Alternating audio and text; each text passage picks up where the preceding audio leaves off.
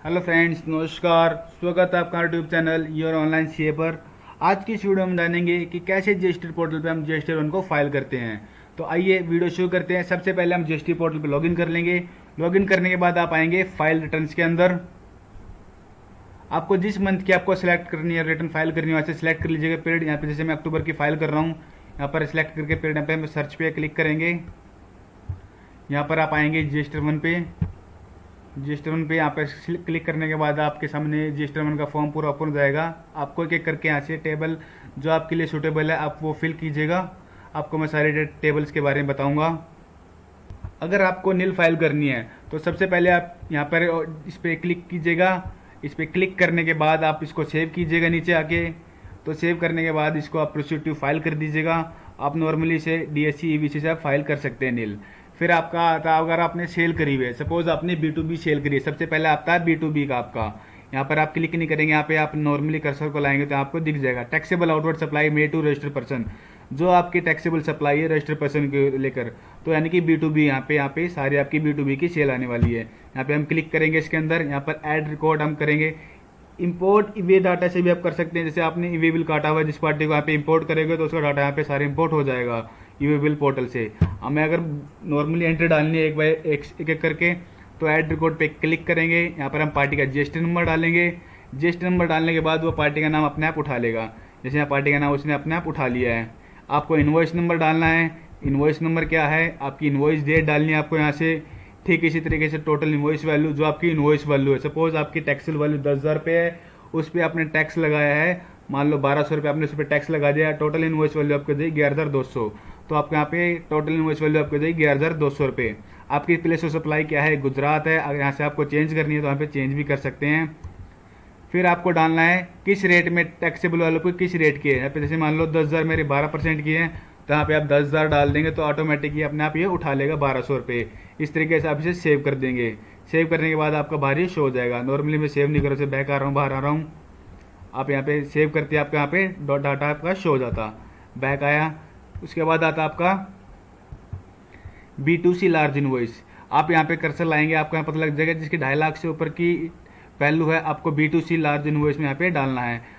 यहाँ पे आपको टेबल में क्लिक करके दिखाता हूँ। ऐड रिकॉर्ड यहाँ पे क्लिक करना है। इस तरीके से आपको प्लेस ऑफ सप्लाई यहाँ पे सिलेक्ट करनी है। इनवॉइस नंबर, डेट आपकी सेम उस तरीके से, टोटल इनवॉइस वैल्यू, यहाँ पर टैक्सेबल वैल्यू, टैक्स अमाउंट उठा लेगा और नॉर्मल से सेव कर देना है।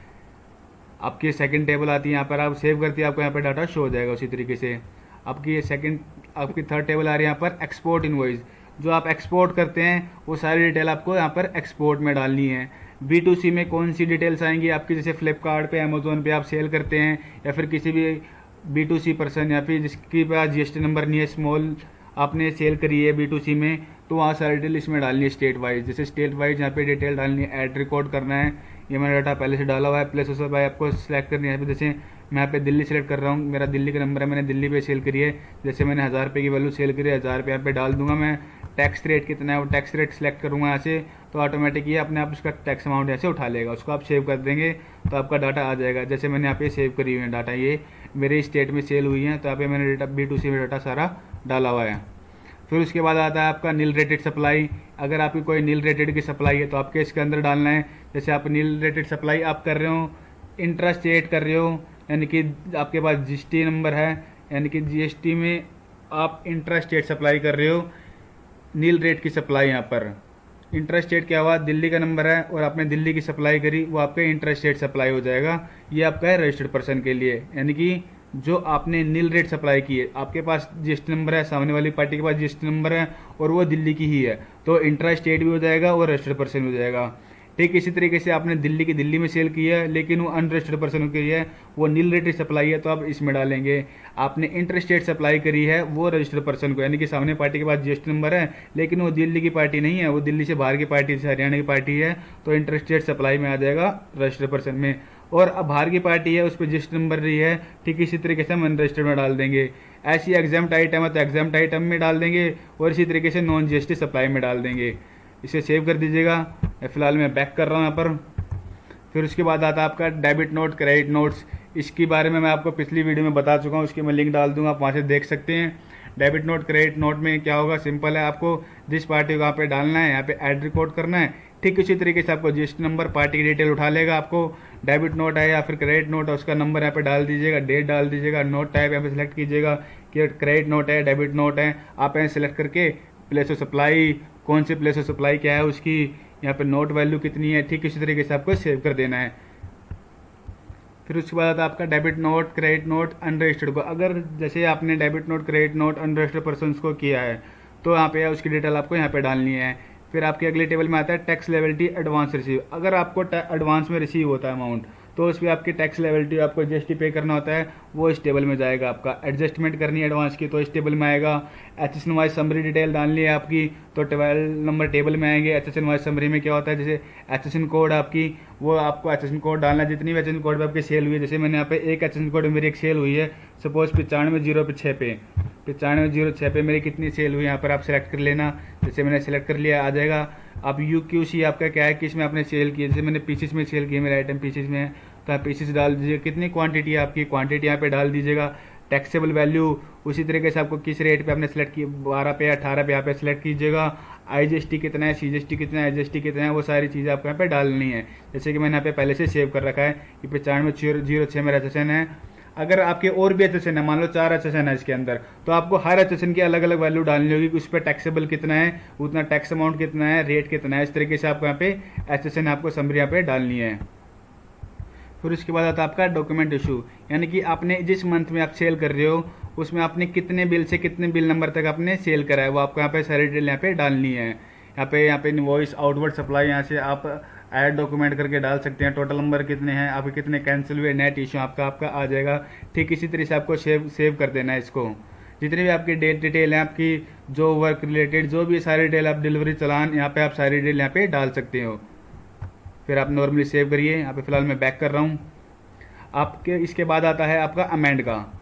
अमेंड में क्या होता है, जैसे आपने मान लो कोई B2B बिल है, आपने किसी पार्टी का बिल आपने गलत चढ़ा दिया, रजिस्टर नंबर गलत चढ़ा दिया, फिर कोई बिल नंबर गलत चला गया आपका, या फिर टैक्स अमाउंट में कोई टैक्सेबल वैल्यू में कोई गलती हो गई है, तो सारी चीज़ हम B2B अमेंड में यहाँ पर चेंज कर सकते हैं। B2B अमेंड में कैसे चेंज करेंगे, इसके लिए मैंने अलग से वीडियो डाल रखी है, उसका भी डिस्क्रिप्शन में लिंक डाल दूंगा, वहाँ से आप देख सकते हैं।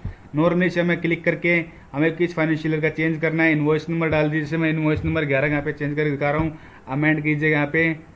अमेंड करने के बाद जो आपको चेंज करनी है, अगर पार्टी का जीएसटी चेंज करना है तो पार्टी का जीएसटी चेंज कर दीजिए, या फिर आपको जो वैल्यू चेंज करनी है, ये अमाउंट चेंज करना है आपको, ये चेंज कर सकते हैं। रिवाइज इनवॉइस नंबर डालिए, कौन सा रिवाइज कर रहे हैं इनवॉइस, या फिर रिवाइज डेट, उसकी डेट डालनी है आपको, वैल्यू आपको लिखनी है, क्या टैक्सेबल वैल्यू है, उसको सेव कर दीजिएगा।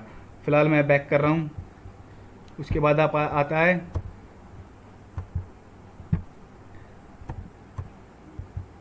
Amended B2C large invoices.